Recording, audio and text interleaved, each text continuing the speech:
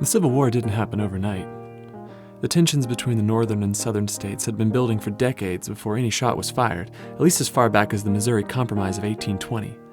Before Lincoln even became a teenager, congressmen in Washington were busy trying to keep the number of free and slave states equal, allowing Missouri to enter the Union as a slave state and Maine as a free one, and most importantly, drawing a line all the way to the Pacific to separate the potential slave and free states of the future. The land for future states increased dramatically in the years to come. 6 presidents after the compromise, James K. Polk promises voters that he'll expand the boundaries, gets elected, and promptly sends General Zachary Taylor to the Rio Grande River.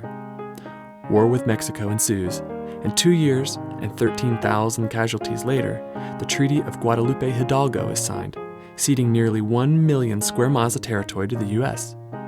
Instant land for new states, an instant source for more contention, since the number of free states and slave states was balanced at the time. Ralph Waldo Emerson perhaps said it best: "The United States will conquer Mexico, but it will be as the man who swallows the arsenic which brings him down in turn. Mexico will poison us."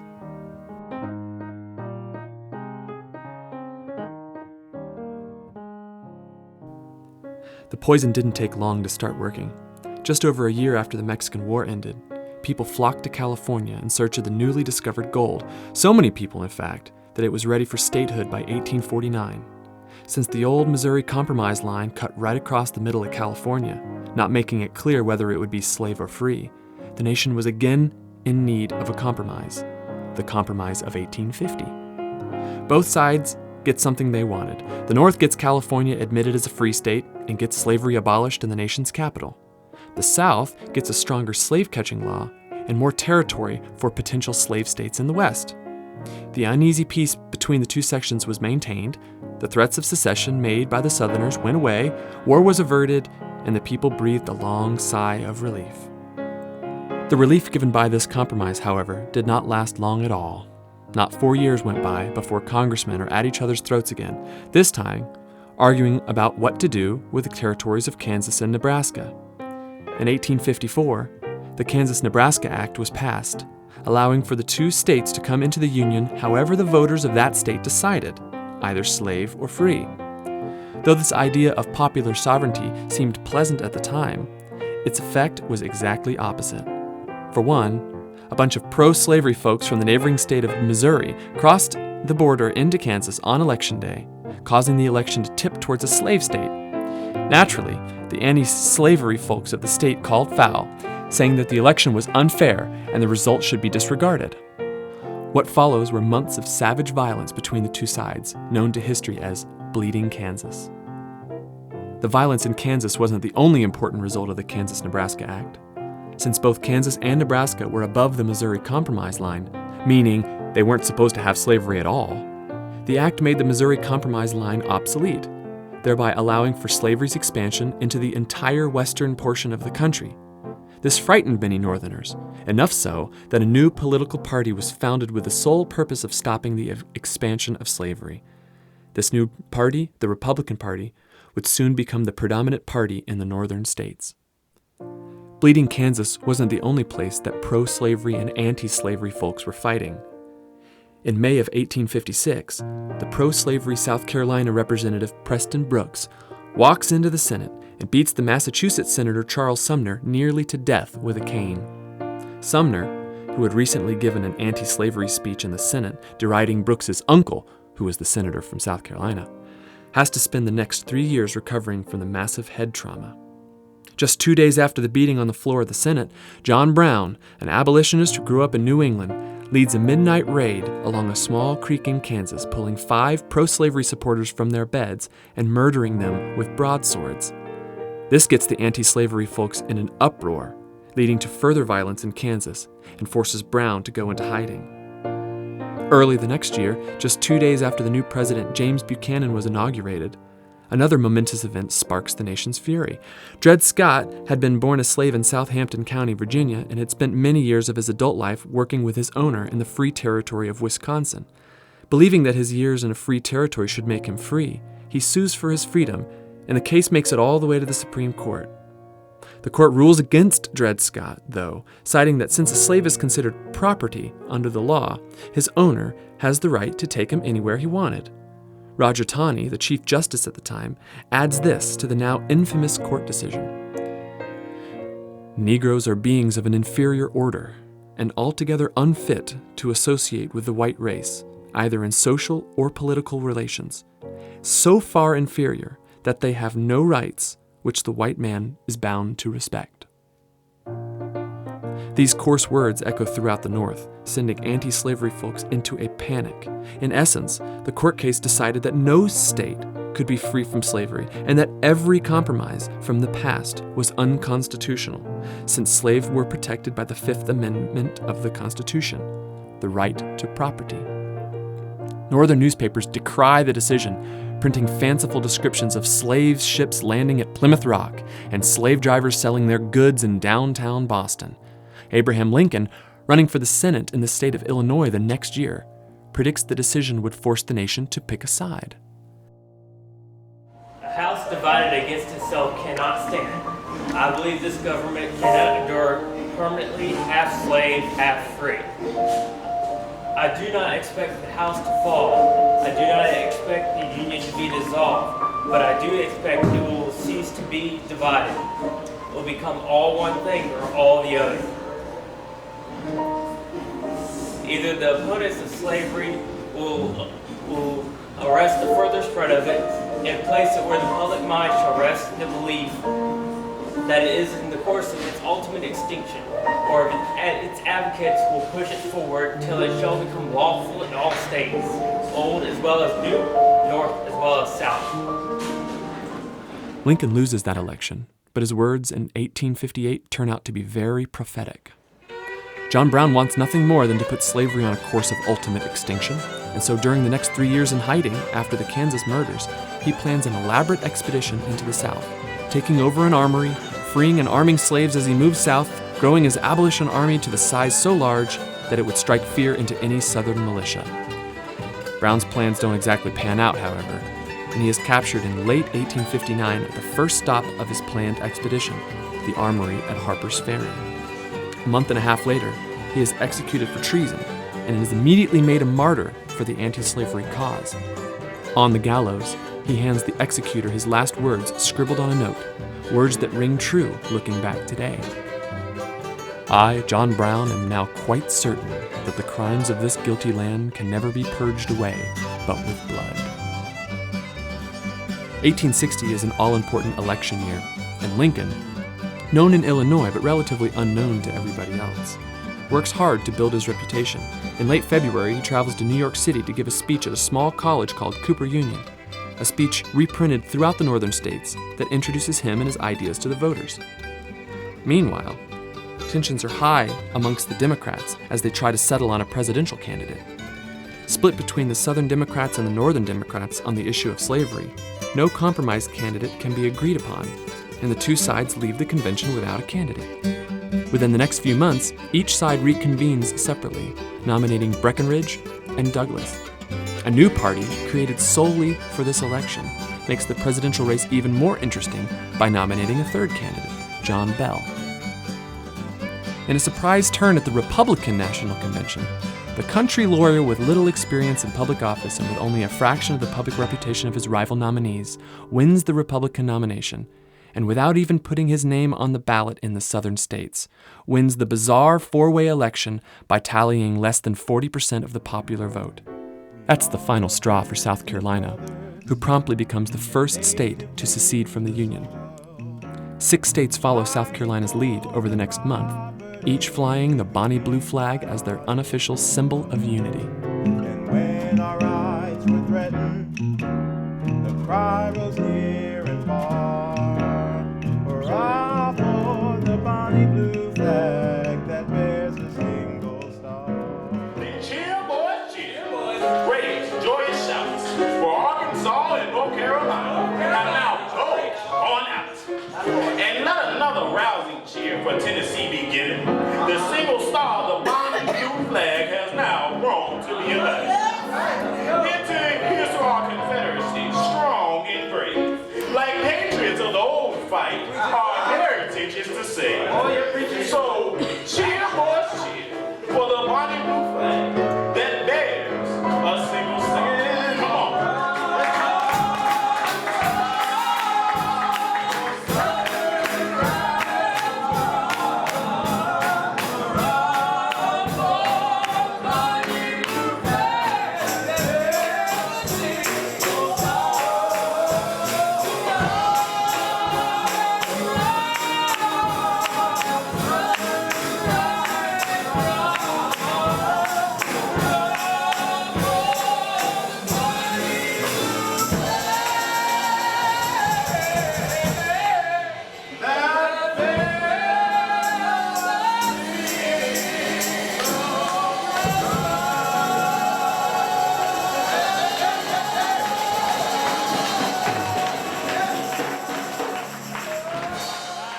Thus is born the Confederate States of America, with Jefferson Davis appointed as the first president. The new nation celebrates as Davis takes his oath of office and speaks of the northern states' lack of respect for their rights, all to the sounds of Dixie, which play from the courthouse steps of Montgomery, Alabama, the Confederacy's first capital.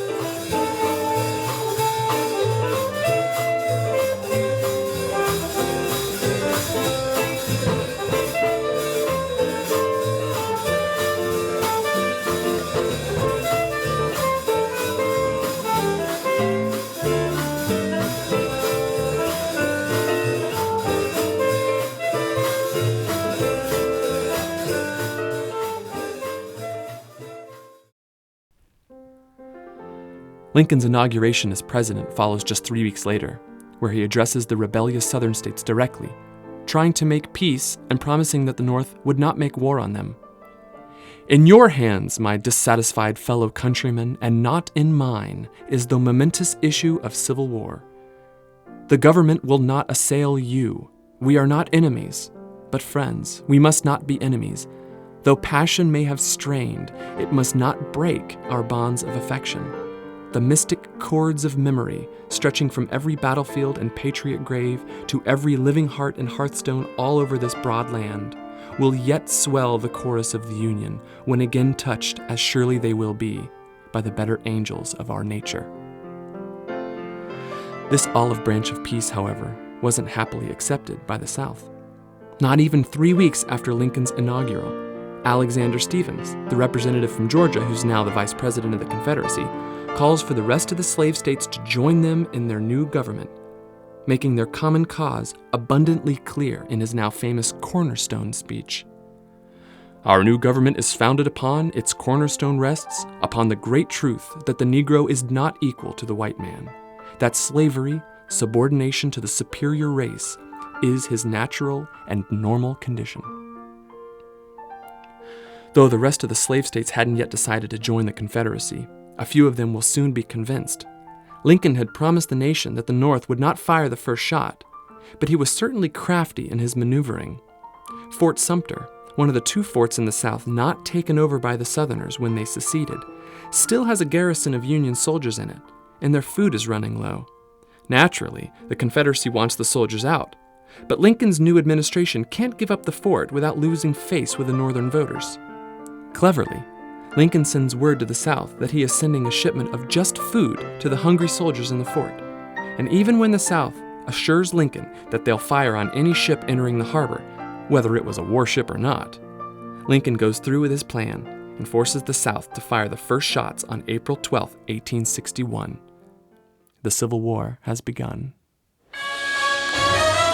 Yeah, this is Union, and I'm representing Confederates. We gotta see who's gonna win this rap battle right here. Who y'all think gonna win, Union or Confederate? Union. And one more time for the Union. Confederate. Yeah. Y'all can sing along if y'all want to. Okay, I wish I was in Dixie. Hoorah, hoorah, in Dixieland, where we took our stand to live and die in Dixie. Dixie, away. let's all go down to Dixie. Away, away. Okay, away, away, away, down south of Dixie. Away, away, yeah, down south of Dixie. I said away, away, away, down south of Dixie. Away, away, yeah, let's all go down to Dixie. Now, I wish I was in the land of cotton, citrusy and sandy bottom in Dixieland where I was born in. Early on one frosty morning, no Mrs. Mary, Wood Weaver, William was a gate receiver. Insects were shot like a butcher sleeper, they did not see the creeper. When he put his arms around and he looked expensive, the 40 counted when Mrs. lived. She lived in the room when she died on O. Now if you wonder why I sorrow, come in here and this song part. Here you got the sounds of battle, saving slash your mother drive. Way down south, the land of traders, rattlesnakes and alligators, cotton's king and the bear, chattel, union boys will win the battle. I wish I was in Baltimore, I'll put the traders all right. I'll make the secession traders wrong, I bet my boots will whip them out right away. Right away, Come away, come away, right away, right away, come away. come away. Each Dixie boy must understand that he must find his uncle's name. May our stars and stripes still wait forever, or the free and free may our hearts will ever be for union and for liberty. I wish I was in Dixie, hoorah, hoorah, in Dixieland where we took our stand and lived and died. Let's all go down to Dixie, away, away, away. Let's all go down to Dixie, away, away. I said away, away, away, down south in Dixie. Away, away, yeah, down south of I Dixie. said away, away, away, down south in Dixie. Away, away, yeah, let's all go down to Dixie. Yeah.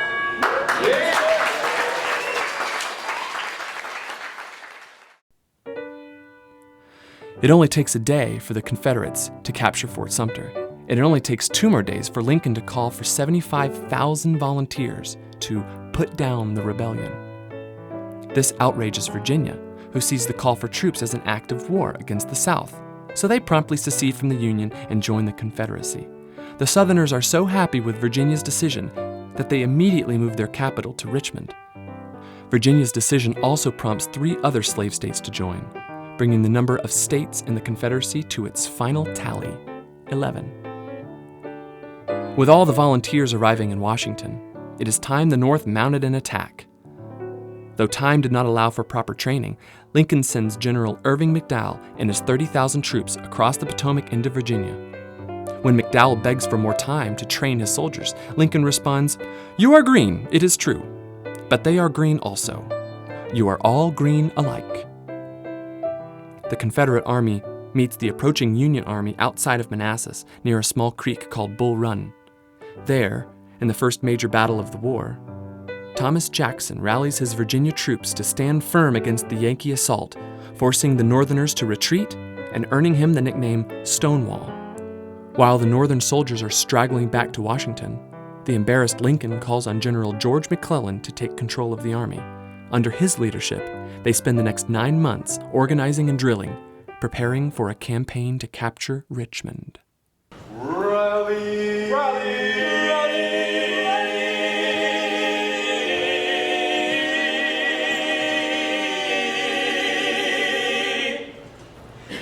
yes, we'll rally round the flag, boys, rally once again, shouting the battle cry of freedom. We will rally from the hillside, we'll gather from the plain, shouting the battle cry of freedom.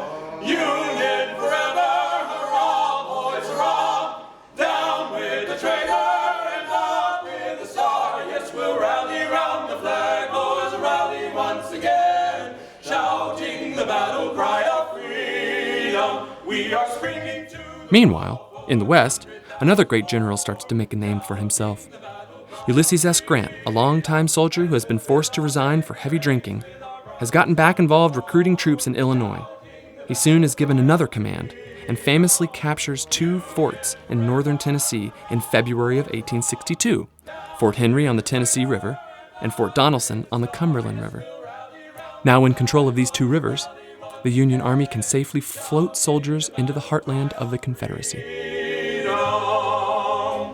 We will welcome to our numbers the loyal, true, and brave, shouting the battle cry of freedom.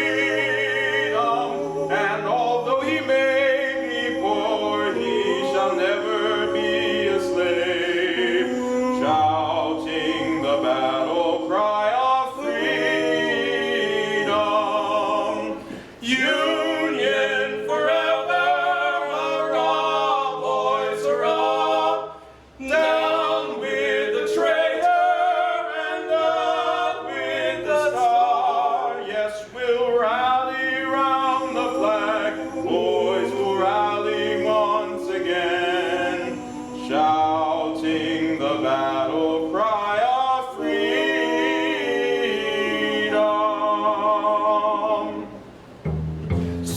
springing to the call from the east and from the west, shouting the battle cry of freedom, and we'll hurl the rebel crew from the land we love the best, shouting the battle cry of freedom.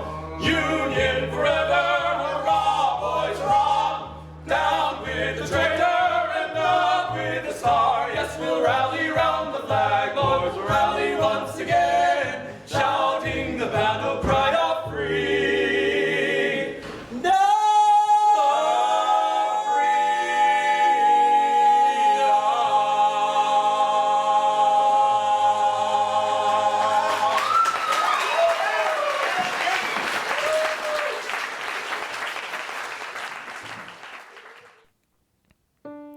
Following the Tennessee River, Grant brings troops down to the border of Mississippi near a small town called Shiloh.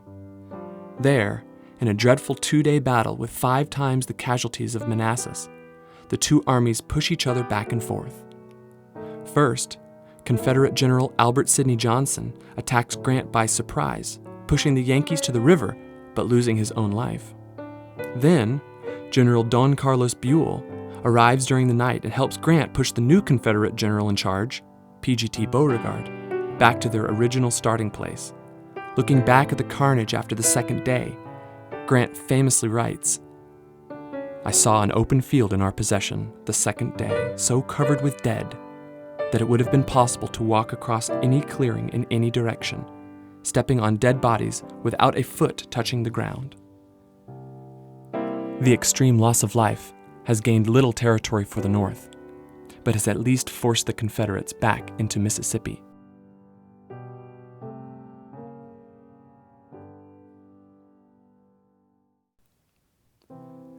Back east, before the carnage at Shiloh, McClellan's campaign to capture Richmond begins to get underway.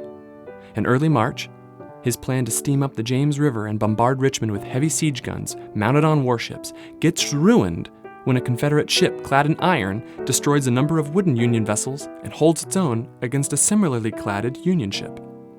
This battle, known as the Monitor versus the Merrimac, or the Battle of Hampton Roads, turns the head of the entire world, since it demonstrates that wooden warships have now been made obsolete by the ironclads, the precursors to our modern-day battleships. Though initially keeping McClellan's troops from using the James, the Merrimac's success is short-lived. By early May, the Confederates are forced to evacuate Norfolk, and moving up the peninsula between the York and James rivers, McClellan captures Yorktown and Williamsburg en route to his final goal of Richmond, fearing that the 60,000 additional troops stationed around Washington might be sent to reinforce McClellan's already enormous army of 100,000, which would then outnumber the Confederates by more than 2-1. Stonewall Jackson cleverly creates a diversion by marching north to the Shenandoah Valley, the beginning of his Valley Campaign. Over the next 48 days, averaging over 13 marching miles per day, Jackson's 17,000 men win multiple victories against 3 Union armies giving chase, ultimately keeping the 60,000 Yankee soldiers from joining McClellan outside of Richmond. Even with Jackson's successful diversion, the Confederates still have McClellan's army knocking at the doorstep of Richmond. On the last day of May, the two armies clash in a stalemate 6 miles east of Richmond at 7 Pines. Afterwards, due to an injury to Confederate General Joseph E. Johnston, Robert E. Lee takes command of the army and begins pushing McClellan away from the capital. In the last days of June, the two armies collide in a series of 6 bloody battles in which the Confederates push the Yankees back down the peninsula away from Richmond. The cost of saving Richmond, though, is high. If taken together, the number of casualties these 7 days ranks as the second most of any battle of the entire war. Having stunned McClellan's massive army, Lee then sets his sights northward and begins to contemplate an invasion into Union territory. Back in Washington, Lincoln and the Republicans in Congress have been busy dealing with the ever-present issue of slavery. In the middle of July, Congress enacts the Second Confiscation Act, an act that authorizes the confiscation of property, which also means slaves, from any person in rebellion against the United States. This infuriates most of the country, since the public was only supporting a war to save the Union, not to free the slaves. Lincoln directly addresses this issue in a public letter to abolitionist Horace Greeley. My paramount object in this struggle is to save the Union, and is not either to save or destroy slavery. If I could save the Union without freeing any slave, I would do it. And if I could save it by freeing all the slaves, I would do it. And if I could save it by freeing some and leaving others alone, I would also do that. What I do about slavery and the colored race, I do because I believe it helps save this Union. And what I forbear because I do not believe it would help save the Union. Public opinion isn't yet on the side of abolition, so anything done about the issue must be done as a means to help the war effort. In that spirit, Lincoln begins working on a very important proclamation, saving it in his office desk until he believes the nation is ready to receive it. Back to Lee's army. After defeating McClellan and pushing the Yankees away from Richmond, Lee thinks it best to invade the northern states, taking the strain of battle off of southern soil and hopefully making enough progress to convince the British to acknowledge the Confederacy as a legitimate country and help them out in the war effort. On the way northward, a second battle outside of Manassas is fought, just over a year since the first one that ended in Union retreat. This second battle, unfortunately for the North, is even worse. Under Union General John Pope, the Yankees get caught between half of Lee's army under Stonewall Jackson and the other half under General James Longstreet, both pushing eastward towards Bull Run Creek. Pope's army turns and runs, only escaping over the stone bridge due to the bravery and sacrifice of a few regiments buying with their lives enough time for a proper retreat. Within a week of the battle, Lee's Confederate army for the first time crosses the Potomac into Maryland. Since most Confederates believe that the people of Maryland will be supporters of the Confederacy because it is a slave state, they confidently march through the state singing the state song to drum up support. In Frederick, Maryland, Lee addresses the people of the state in a public address, offering to assist you with the power of its arms in regaining the rights of which they have been despoiled. Maryland has few slaves, however, and most of its citizens decide to go back to their homes instead of joining the Confederate Army. Called back from the Virginia Peninsula after his failure to capture Richmond, General McClellan is put back in charge over the recently beaten John Pope. Taking his army into Maryland to chase Lee, one of his soldiers stumbles across some Confederate orders, showing the Union the exact location of the enemy's divided sections.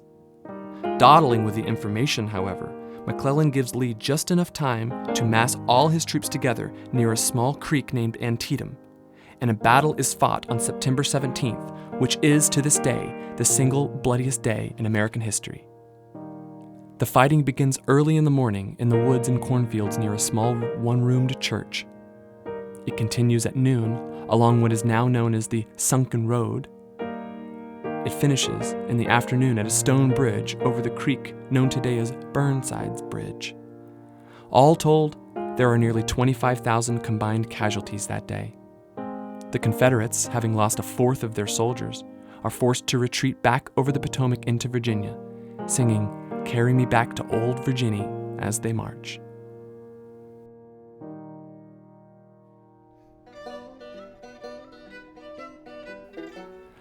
Though frustrated that McClellan let the Confederates get away, Lincoln has the victory he needs to finally announce his plan, which is set safely in his desk waiting for the proper time.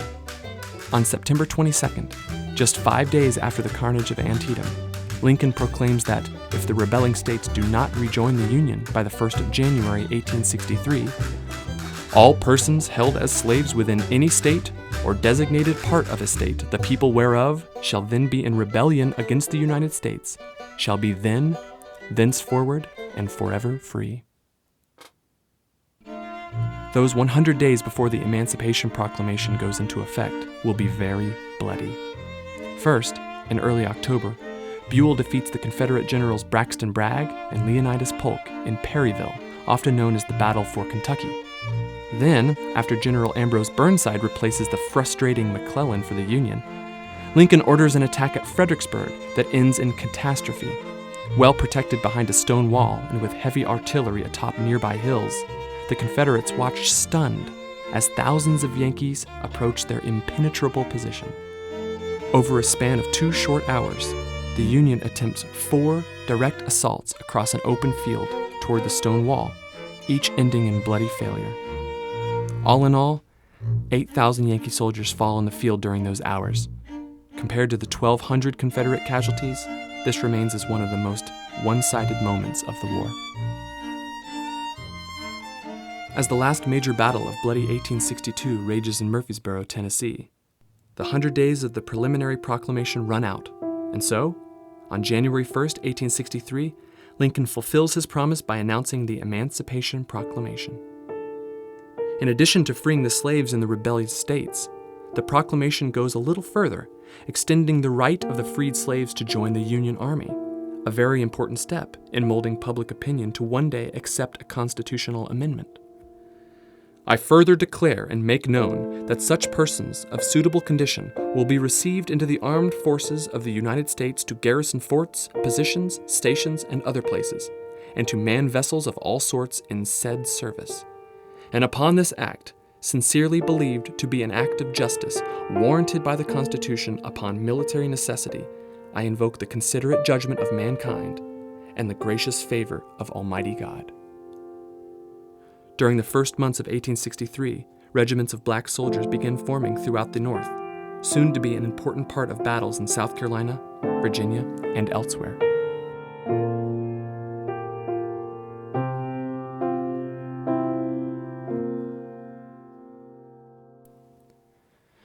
After General Burnside's poor showing at Fredericksburg, Lincoln appoints yet another general, this time Fighting Joe Hooker. Crossing the Rappahannock River in late April, the Union forces meet the Confederates at a crossroads called Chancellorsville.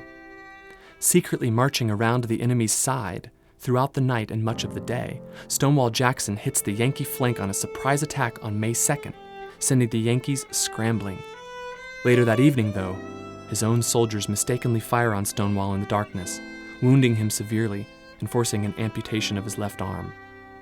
Though the Confederates win the Battle of Chancellorsville and again look to invade Northern territory, they lose one of their greatest generals to pneumonia he caught in his weakened state after surgery. The sadness in the Confederacy doesn't end with the death of Stonewall Jackson, for the first days of July are perhaps the saddest of the entire war.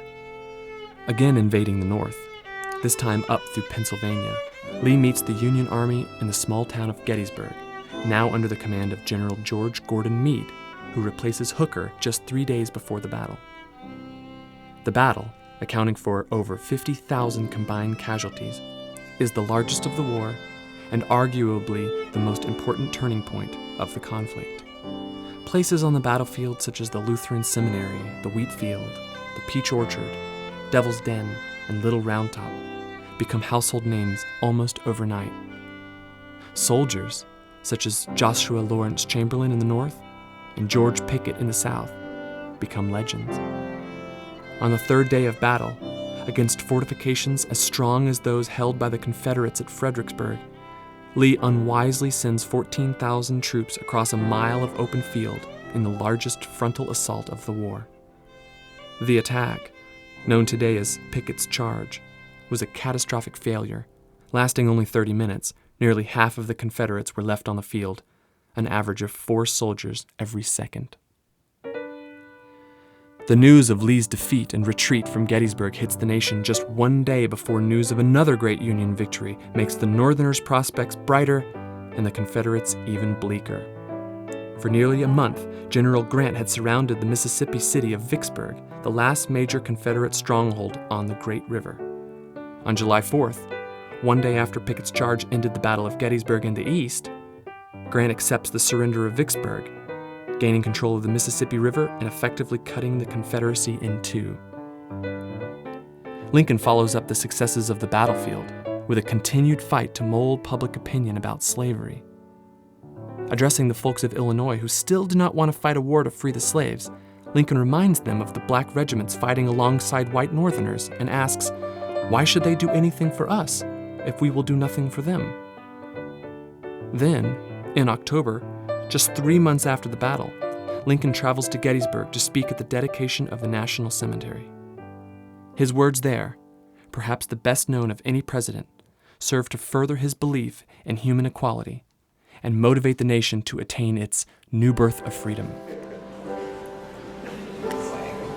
7 years ago, our forefathers brought forth on this continent a new nation, conceived in liberty and dedicated to the proposition that all men are created equal. Now we are engaged in a great civil war, testing whether that nation or any other nation so conceived and so dedicated can long endure. We are met on a great battlefield of that war. We have come to dedicate a portion of that field as a final resting place for those who here gave their lives that that nation might live. It is altogether fitting and proper that we should do this. But in a larger sense, we cannot dedicate, we cannot consecrate, and we cannot hallow this ground. The brave man, living and dead, who struggle here, have consecrated it far above our poor power to add or detract. The world will little know nor long remember what we say here, but it can never forget what they did here.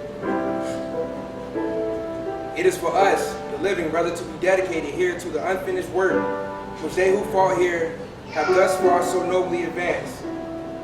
It is rather for us to be here dedicated to that great task remaining before us, that from these honored dead we take increased devotion to that cause for which they gave the last full measure of devotion, that we here highly resolve that these dead shall not have died in vain, that this nation under God shall have a new birth of freedom, and that government of the people, by the people, for the people shall not perish from the earth.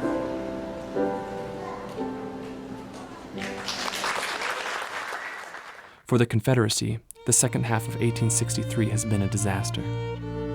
Apart from their victory at Chickamauga, where Confederate Generals Bragg, Longstreet, and Polk send the Yankees under General Rosecrans running, stopped only by Southampton County's own General Thomas, earning him the nickname the Rock of Chickamauga, the sorrow of 1863 continues right into 1864. First off, the gains made at Chickamauga are all reversed when Grant arrives in Tennessee and pushes the Confederates from the mountains around Chattanooga back into Georgia, taking time to make a few pictures while in winter quarters. Next, Grant is given command of the entire Union Army and plans simultaneous campaigns to begin in May. Grant himself will stay with Meade's army and attack Lee in Virginia. The Navy will try to take Mobile, the last major Confederate port in the Gulf of Mexico. And General William Tecumseh Sherman, Grant's right-hand man at Shiloh and Vicksburg, will attack the Confederates in Georgia with Atlanta as their goal. Grant and Meade first meet Lee not 1 mile from the Chancellorsville battlefield at what will become known as the Battle of the Wilderness. There, using the thick woods to make up for the Confederates being outnumbered nearly 2-1, Lee's army surprises the Yankees in bloody confusion, inflicting nearly twice the casualties. In one of the saddest moments of the war, the woods catch on fire halfway through the battle, and many wounded soldiers are unable to escape the flames. Though thoroughly defeated, Grant then does something that no Union general has done to this point. He continues forward, forcing Lee to meet him just a day later at a crossroads called Spotsylvania. The 2 weeks spent in Spotsylvania are a blueprint for the trench warfare that will become the primary tactic of armies in World War I. There, the two armies fight each other over earthworks, culminating in a 24-hour period of hand-to-hand conflict at what becomes known as the Bloody Angle. Both the Wilderness and Spotsylvania battles see 30,000 casualties each, making the 3-week total of Grant's campaign more than Gettysburg itself. But he isn't finished. Moving from Spotsylvania down the North Anna River to Cold Harbor, Grant again assaults Lee's entrenched forces in the only order that Grant would later regret making. On June 3rd, Grant sent his troops head-on against the well-fortified Confederate line, losing 7,000 in mere hours. Found in the diary of a soldier killed on the battlefield, he wrote, June 3rd, Cold Harbor, Virginia. I died today. Following the massacre at Cold Harbor, Grant refuses to again attack the Confederate earthworks and settles into a siege of Petersburg, a central rail junction of Virginia necessary to sustain Richmond. For close to 10 months, the Yankees work to tighten their grip on the city. Not 2 months into the siege, soldiers who were previously miners in Pennsylvania convince their generals that they can tunnel the 500 feet between the lines unnoticed and blow up the Confederate earthworks with dynamite.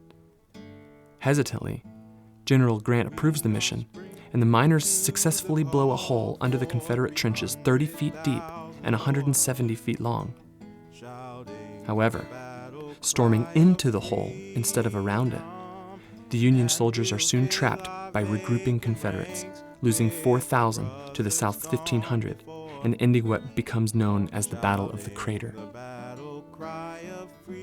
While Grant's campaign is at a standstill in Petersburg, things out west are anything but. In early August, Rear Admiral David Farragut captures Mobile Bay, the last major Confederate port in the Gulf of Mexico, famously yelling, "Damn the torpedoes, full speed ahead," as he bravely leads his line of warships through a minefield. In Georgia, Sherman's campaign for Atlanta, which began in early May, comes to a close in early September, as he successfully pushes Confederate Generals Joseph E. Johnston and John Bell Hood from the capital, capturing the second largest city of the Confederacy. These two events, more than any other, helped secure Lincoln's re-election against ex-general turned Peace Democrat George McClellan. Turning east, Sherman then begins his now infamous March to the Sea, cutting a 40-mile wide swath of destruction through Georgia on his way to Savannah. Ripping up railroad tracks, freeing slaves, and living off the land, Sherman's march will remain a sore spot on Southern memory for generations to come. Turning north toward South Carolina, Sherman's troops reach Columbia in February of 1865, and perhaps as retribution for being the seat of secession, burn it to the ground. Meanwhile, back in Washington, Lincoln prepares his speech to be given at his second inauguration, the first president to be elected to a second term since Andrew Jackson in the 1820s. With the war drawing to a close, he chooses his words carefully, focusing not on the upcoming victory, but on the evils of slavery. His speech, along with the Gettysburg Address, has gone down in history as one of the finest ever given. On the occasion corresponding to this 4 years ago, all thoughts were anxiously directed towards an impending civil war. All dreaded it, all sought to avert it. While the speech was being delivered from this very place, devoted altogether for saving the Union without war, insurgent agents were in the city seeking to destroy it without war, seeking to dissolve the Union and divide effects by negotiation. Both parties deprecated war, but one of them would make war rather than see the nation survive, and the other would accept war rather than see it perish. And the war came. 1/8 of the whole population were colored slaves, not distributed generally over the Union, but localized in the southern part of it. These slaves constituted a peculiar, powerful interest. All knew that this interest was somehow the cause of the war. To strengthen, perpetuate, and extend this interest was the cause for which the insurgents would fight to rend the Union, even by war. Fondly do we hope, fervently do we pray that this mighty scourge of war may speedily pass away. But if God wills that it continue until the wealth piled by the bondsman's 250 years of unrequited toil shall be sunk, or until every drop of blood shed by the lash shall be repaid by one drawn by a sword. As it was said 3,000 years ago, so still it must be said, the judgments of the Lord are true and righteous altogether. With malice towards none, with charity for all, with firmness in the right as God gives us to see the right, let us strive to continue the work that we are in, to bind up the nation's wounds, to care for him who shall have borne the battle, and for his widow, and for his orphan. To do all which may achieve and cherish a just and lasting peace among ourselves and among all nations.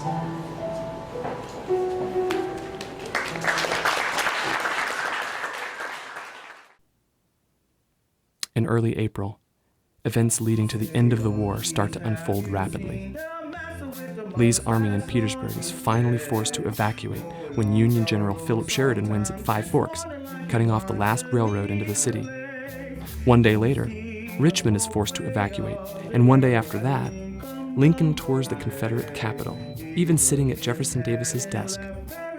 The freed slaves still in Richmond give Lincoln a hero's welcome as the black soldiers sing about the massa running away. On April 9, 1865, Grant's army catches up with Lee's retreating forces at a small town called Appomattox. There, Grant accepts the surrender of Lee in the most cordial way, and the armies respond likewise, with honor answering honor.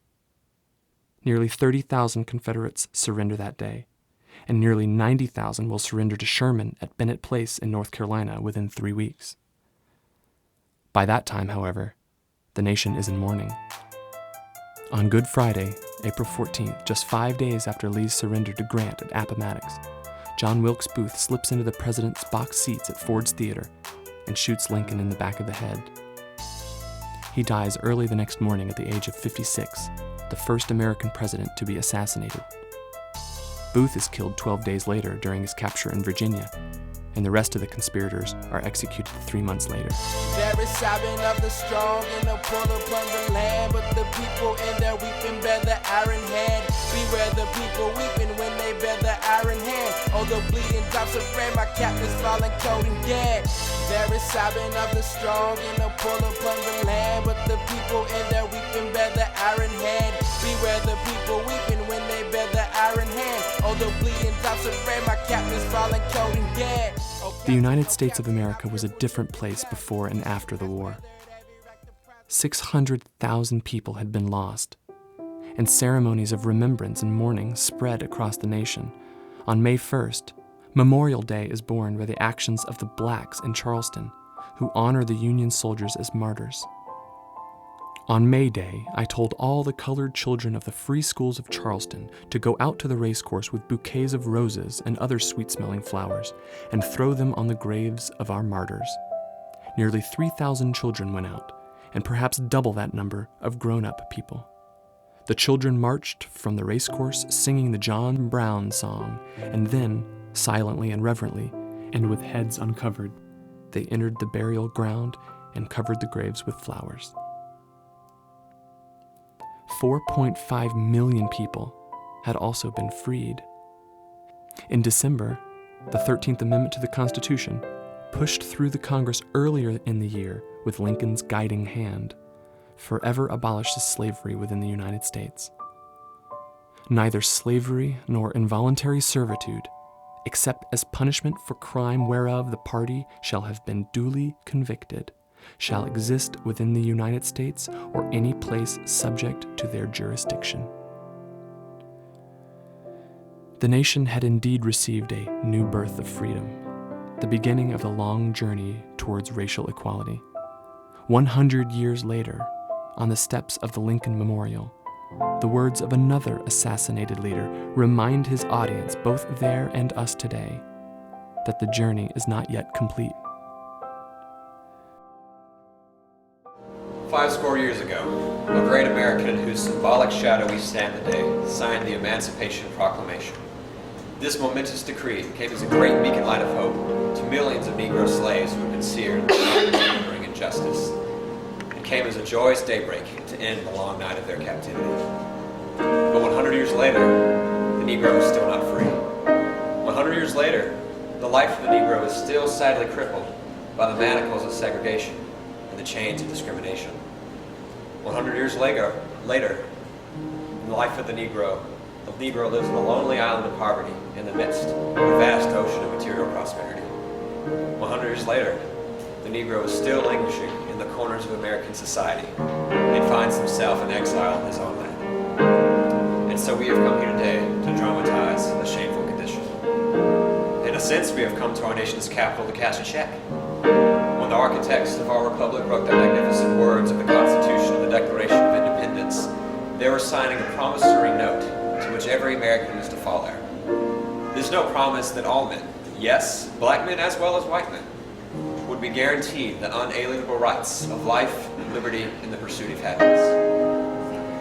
It is obvious that today, when America has defaulted on this check, insofar as her citizens of color are concerned, instead of honoring the sacred obligation, America has given the Negro people a bad check, a check which has come back marked insufficient funds. But we refuse to believe that the Bank of Justice is bankrupt. We We refuse to believe that there are insufficient funds in the great vaults of opportunity of our nation. And so we have come to cash this check, a check that will give us upon demand the riches of freedom and the security of justice. We have also come to this hallowed spot to remind America of the fierce urgency of now. It is no time to engage in the luxury of cooling off, or to take the tranquilizing drug of gradualism. Now is the time to make democracy a reality, to make true the promises of democracy. Now is the time to rise from the dark and desolate valley of segregation to the sunlit path of racial justice. Now is the time to lift our nation from the miry quicksands of racial injustice to the solid rock of brotherhood. Now is the time to make freedom a reality for all of God's children.